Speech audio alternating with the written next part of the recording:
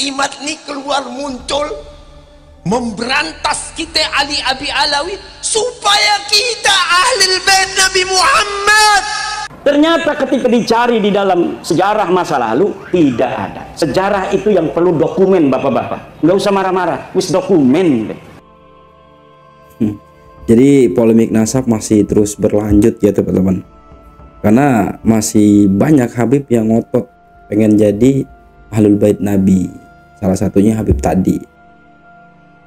Dia itu masih ngotot pengen jadi zuriat Rasul, masih ngotot pengen jadi cucu Nabi Muhammad. Walaupun secara ilmiah mereka ini sama sekali nggak terbukti, baik dari ilmu nasab, dari historis, sejarah, kemudian tes DNA, jauh melenceng. DNA Nabi kemana, DNA mereka kemana, dan kemana ya ke Yahudi Askenazi kan gitu. Di sini Habib ini begitu gondok kayaknya dengan Kiai Imad ya, karena dia menyebutkan nama Kiai Imad itu tanpa ada titel kiainya, bahkan si Imad. Nah, ini kan menunjukkan bahwa Habib ini godeg gitu, dongkol, karena baru sekarang mereka Baklawi selama di Nusantara ini, setelah dulu pernah juga ya udah lama lah ya Irsyad itu meragukan mereka dari Said Syekh Ahmad Surkati. Nah setelah itu sampai sekarang lama gitu, baru sekarang ada kiai lagi yang berani mempertanyakan keabsahan nasab mereka, dan bahkan bukan cuma mempertanyakan, sudah ditemukan fakta ilmiah mereka bukan zuriat Nabi, makanya gondok dia. Makanya nyebut Kiai Imad itu udah bukan lagi pakai kiai, cuma nama si Imad. Ini tentu sangat merendahkan ya, merendahkan ulama-ulama kita. Kita simak dulu teman-teman, dan ini udah meninggal ya, Habib ini udah meninggal. Kita simak. Tetapi saya kepengen begini, bersyukur kepada Allah, alhamdulillah dikeluarin Imad. Imad nih keluar muncul memberantas kita Ali Abi Alawi supaya kita Ahlul Bait Nabi Muhammad yarja' ala tariqa jaddihi Rasulullah, kembali kepada datuk-datuknya Rasulullah. Tujahidu nafsak ilallah subhanahu wa ta'ala. Ta'allam falaysa al-mar'u yuladu 'aliman, al-ilmu la yuras min aba' wala min a'mam wala yudriku bil manam. Belajar. Setelah belajar ilmu zahir, tujahid nafsu, mujahadah kepada Allah subhanahu wa ta'ala. Isfi balak mal, isfi balak nisa, isfi balak matruk. Semuanya kita tinggalin. Yutba'ul mayyit thalas, yang ikut orang mati itu 3, maluhu wa ahluhu wa amaluhu, yabqa wahida wa yarja' thaniya. Yang ikut sama orang mati itu 3 perkara: hartanya, keluarganya, amal ibadahnya. Yang tetap 1 sama orang mati, amal ibadahnya. 2 tuh keluarga dan harta balik, kembali ninggalin dia, amal ibadah ya ikhwan. Kullana banarja ilallah, semuanya bakal mati, gak ada yang tetap. Dikata al-mautu babun wan nas dakhiluhu, ya laita si'ri ba'dal bab madar. Mati itu ibarat pintu, pasti manusia bakal mati. Ya laita si'ri ba'dal bab madar, setelah pintu rumah apa yang lu tinggalin nanti. Kala Sayyidina Umar radhiyallahu anhu, ad-daru darun na'im, in amilta yurdal ilah, wa in khallafta fannar. rume surga Allah subhanahu wa ta'ala. Kalau intin jalanin nih Quran hadis ahli bait Nabi Muhammad, mestinya paling utama saf awal di dalam syariat Nabi Muhammad sallallahu alaihi wasallam. Jadi Habib ini di samping gondok, kesal, jengkel dengan Kiai Imad, di sini Habib ini menghimbau kepada Habib-Habib yang lain untuk kembali yarji ala tariqi jaddina, katanya. Kembalilah kepada torikoh kakek-kakek kami yang ujungnya nanti ke baginda Nabi. Artinya di sini jelas ya, Habib ini masih belum logowo, nggak terima jadi mantan cucu Nabi, nggak terima dengan fakta bahwa mereka bukan zuriat Rasul. Dia nggak mau terima itu, teman-teman. Jadi mereka masih sangat meyakini, jadi masih ngotot gitu, masih ngotot pengen jadi cucu Nabi, pengen jadi ahlul bait Nabi. Sehingga dia himbau kepada Habib-Habib yang lain, ayo kembali kepada torikoh baginda Nabi, torikoh kakek kami, kata dia, kakek kami dari Hong Kong. Kembali, katanya.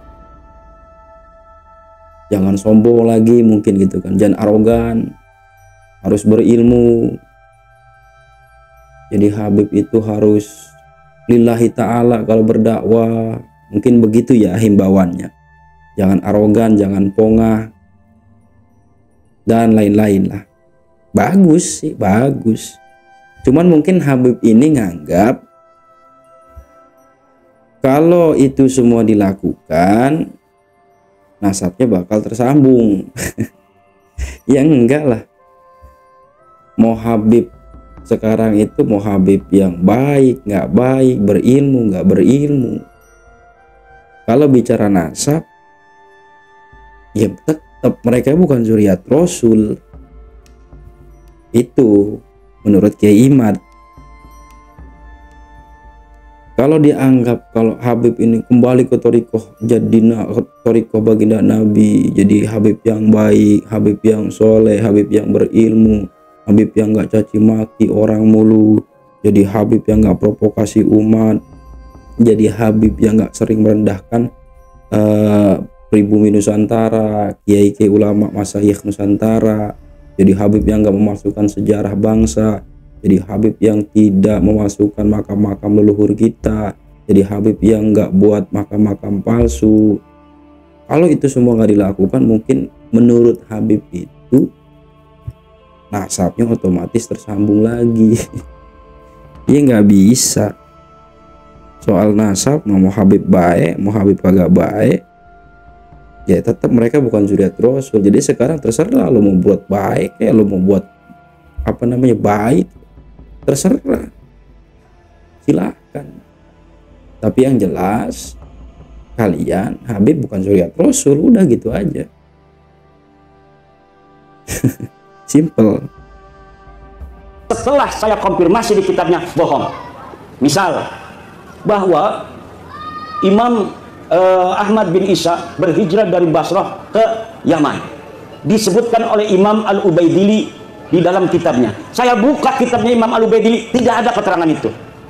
Kemudian bahwa Ahmad bin Isa bergelarnya tidak pernah ada Al-Abah dan An-Nafat, gelarnya menurut dia hanya Al-Muhajir. Ternyata tidak seperti itu.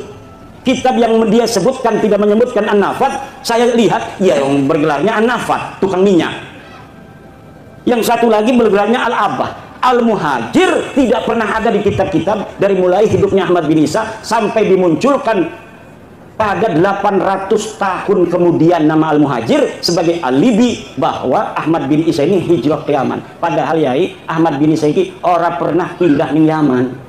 Lakas sama sekali berita kepindahan Ahmad bin Isa ke Yaman. Dia terkonfirmasi kitab abad kelima Al-Ghaibah karangan At-Tusi adanya di kota Madinah Al-Munawwarah. Dicari kapan wafatnya, tidak ada berita kapan wafatnya. Dicari di mana dia ini dikebumikan, tidak ada.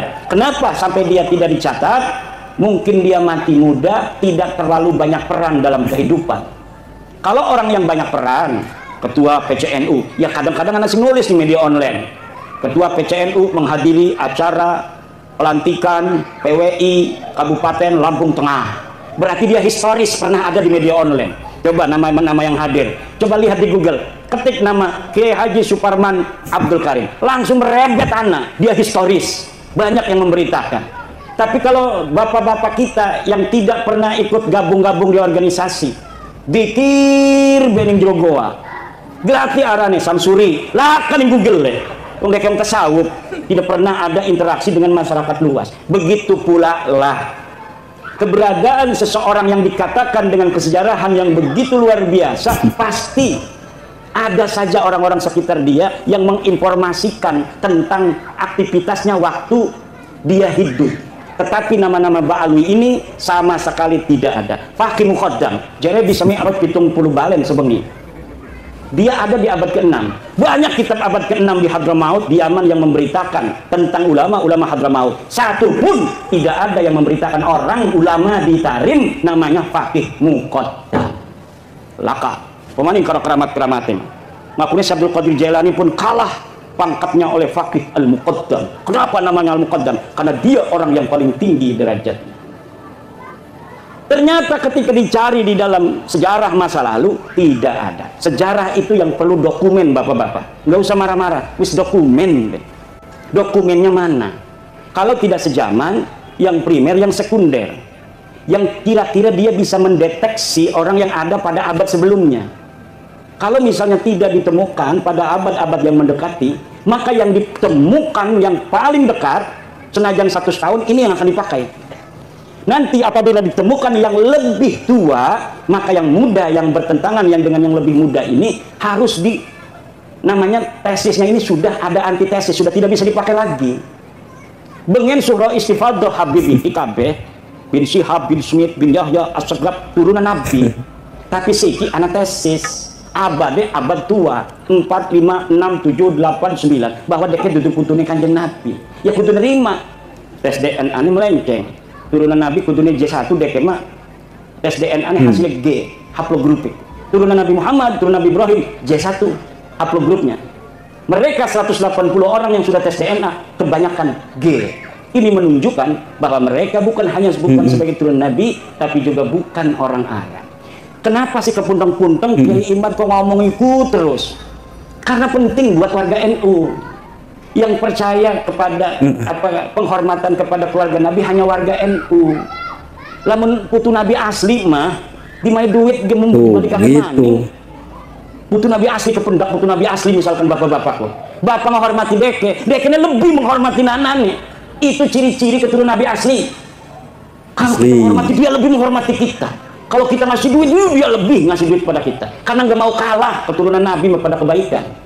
Kalau orang tawadu, maka kita akan kalau kita tawadu, dia akan lebih tawadu. Itu ciri keturunan Nabi asli. Lebih baik dia yang menanggung derita daripada rakyat yang menanggung derita. Itu ciri keturunan Nabi asli.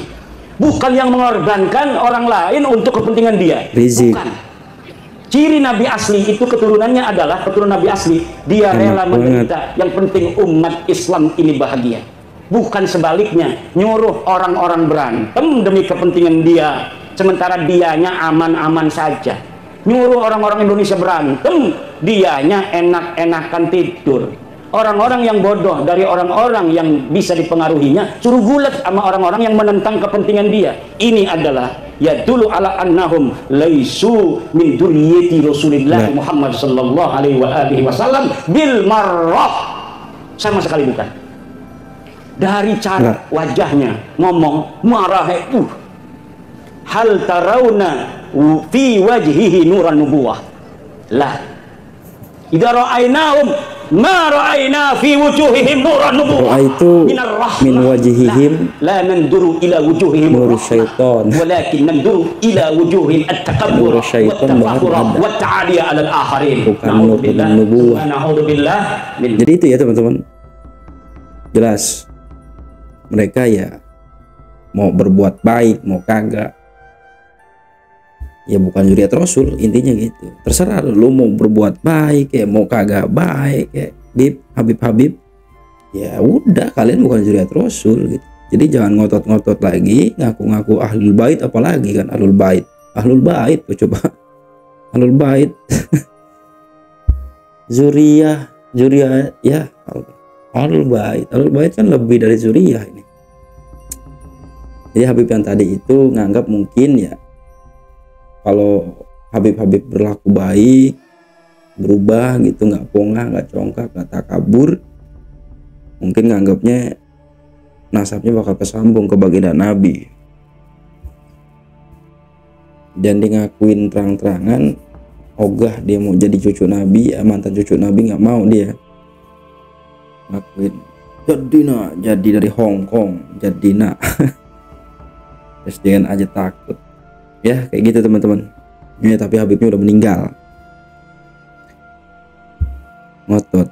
Nggak tahu, gue paling nggak seneng ya kalau kiai disebut namanya doang gitu, gondok banget gitu. Jadi ngerendahin kiai kita gitu,